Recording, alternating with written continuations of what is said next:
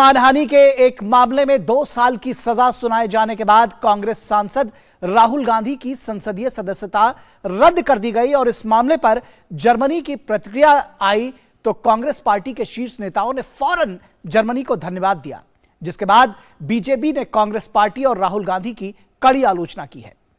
केंद्रीय सूचना एवं प्रसारण मंत्री अनुराग सिंह ठाकुर ने कांग्रेस नेता दिग्विजय सिंह के एक ट्वीट को देश का अपमान बताया है। उन्होंने ट्वीट किया कि यह देश का अपमान है। कांग्रेस और राहुल गांधी भारत की लोकतांत्रिक, राजनीतिक और कानूनी लड़ाई देश के भीतर लड़ने में विश्वास नहीं करते।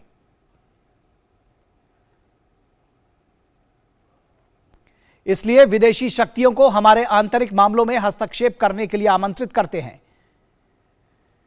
लेकिन नरेंद्र मोदी जी के नेतृत्व में नया भारत किसी विदेशी दखल को बर्दाश्त नहीं करेगा।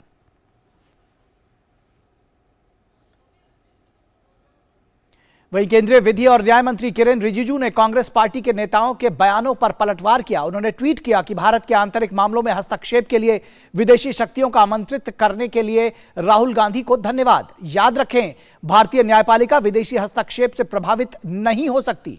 भारत अब विदेशी प्रभाव को बर्दाश्त नहीं करेगा क्योंकि हमारे प्रधानमंत्री श्री नरेंद्र मोदी जी हैं।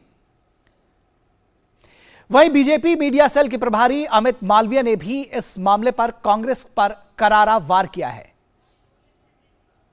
ये पहली बार नहीं है। राहुल गांधी जब विदेश गए थे तब भी उन्होंने विदेशी ताकतों से देश के लोकतंत्र को बचाने की गुहार लगाई थी। फिर हिंदुस्तान में आके बोला कि उन्होंने ऐसी कोई बात कही ही नहीं।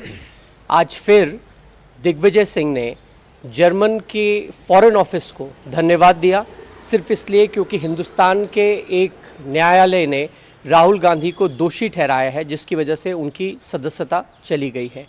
ऐसे में ये सिद्ध हो जाता है कि कांग्रेस पार्टी बार बार विदेशी ताकतों से देश के लोकतंत्र को बचाने के लिए तो कहीं न्यायपालिका के निर्णय में हस्तक्षेप करने के लिए गुहार लगा रही है।